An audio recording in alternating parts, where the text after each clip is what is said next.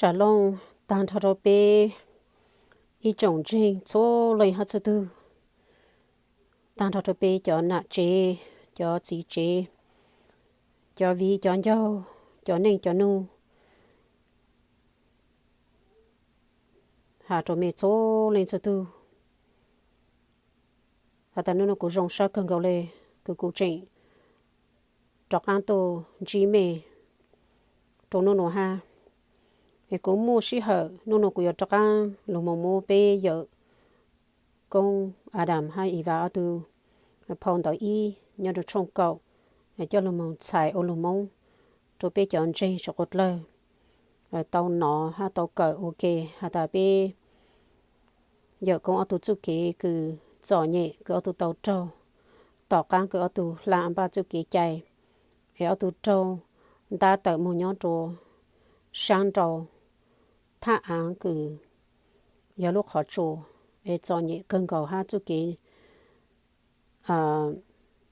cho nhẹ sa mang tàu cân cầu lệ giờ là tàu nó thọ bé tôn hình nhỏ thọ bé mua chú kế luôn tàu bốn bò trong tàu bé từ kinh bây giờ sẽ chú kế luôn tàu chừng muốn nông lệ lệ tại vì thọ chú kế luôn tàu một thu tàu bé màu lợ chỉ bé mang lên lù say chú kế luôn tàu muốn nông lệ đợi bé sáng cả tờ chỉ hàng đợi bé tụ cổ bu là sự tụ cổ giờ nhớ đợi bé sáng giờ kiến trình giờ bên trình bé từ văn chữ giờ sao chỉ hậu số cứ giờ bé linh anh ba Elohim Yehovah từ cứ một số cái lu chùa nhau một ít chỉ cho bao cờ lệ hình như bu trong nơi chạy mi nhổ cho lên hát số tư ta chỉ thầu cứ nếu mua chú kế lu bu cho bé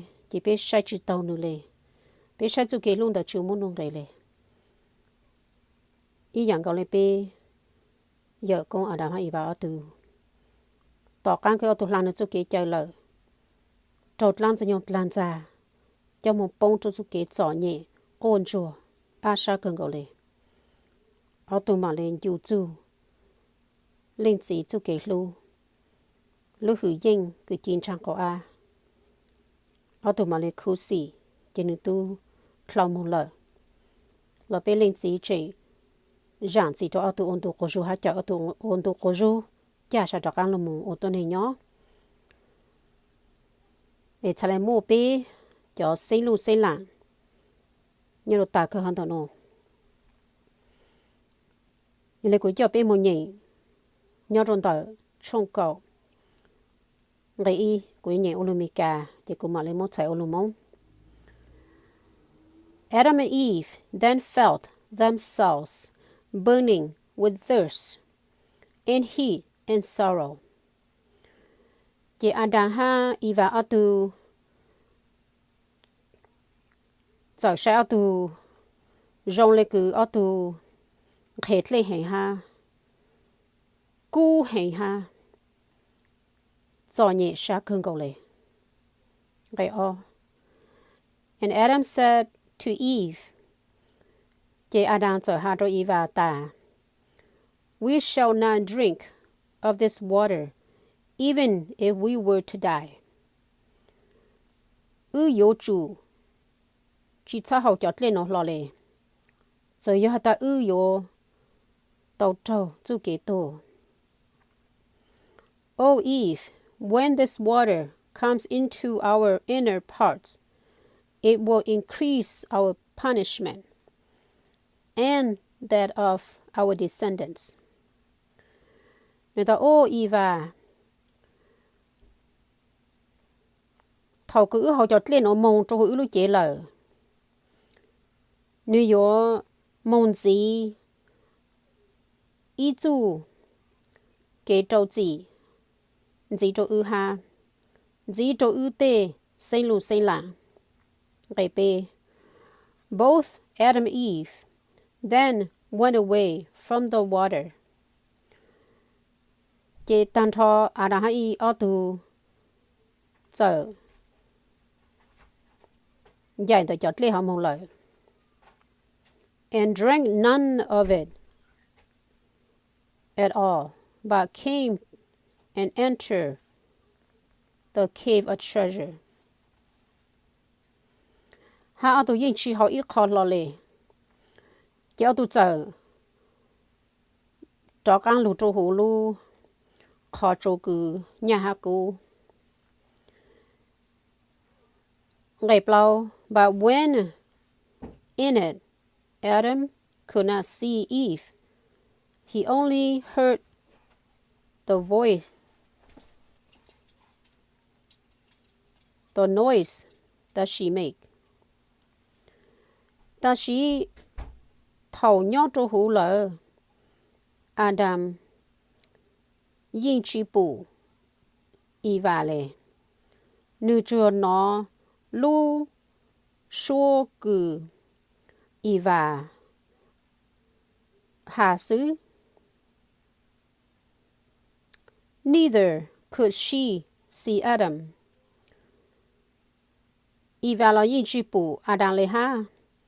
But heard the noise he made.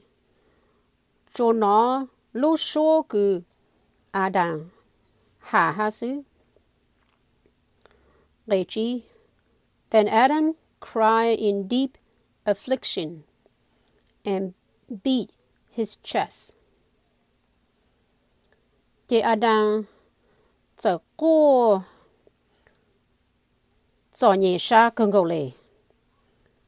Han tàu nữ lô hậu xa. And he got up and said to Eve, Han nữ sầu trình. Thì hà trô Eva hà ta. Where are you? Con nhóc khó tư. Gây trầu. And she said to him,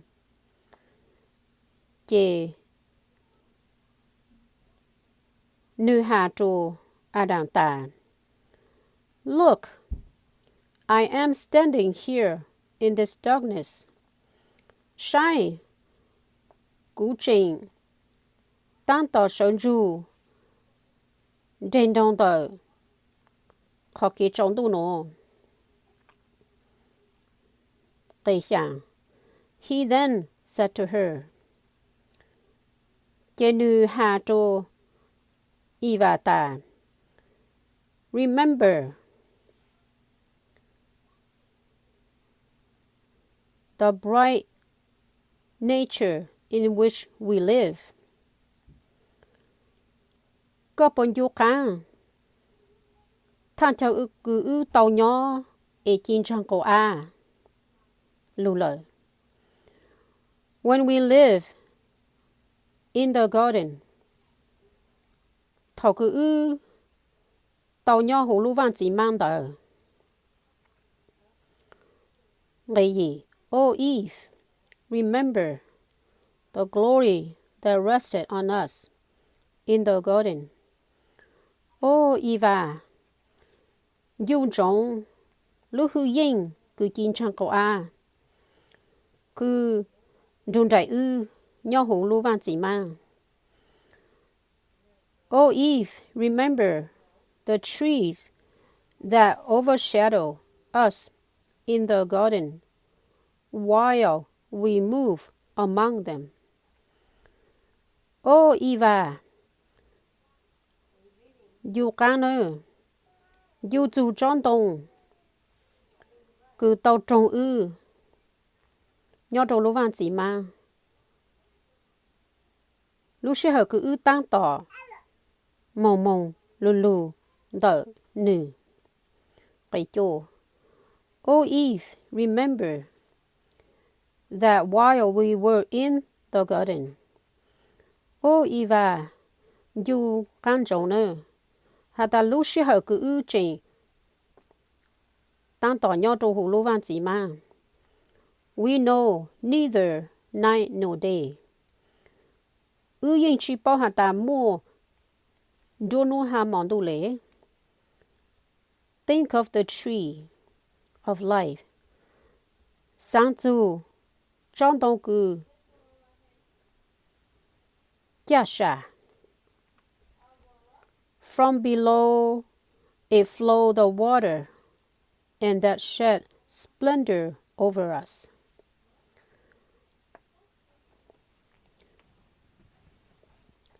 Nương lưu hồ cá tàu tua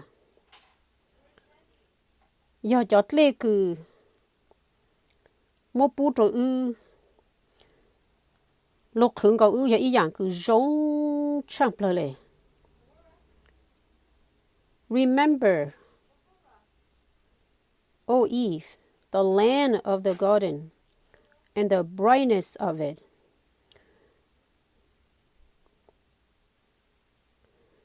Dùn trống nữa, Eva. Lại án, đòi lưu văn chỉ mang. Ha, khó cử, chín chẳng cầu à. Cái cầu. Think, oh, think of that garden in which there was no darkness while we lived in it.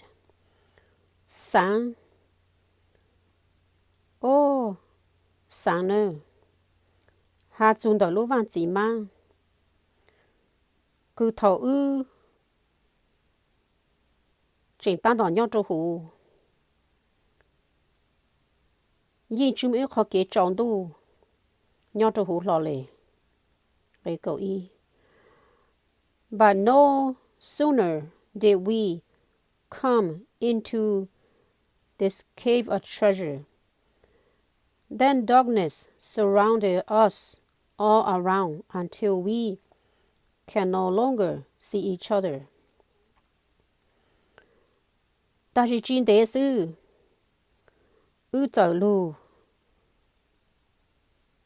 nhỏ thô hồ lù khó, trô cử nhà hạ cô, kê chú kế trọng đu, kê lê lù khứng cầu ư.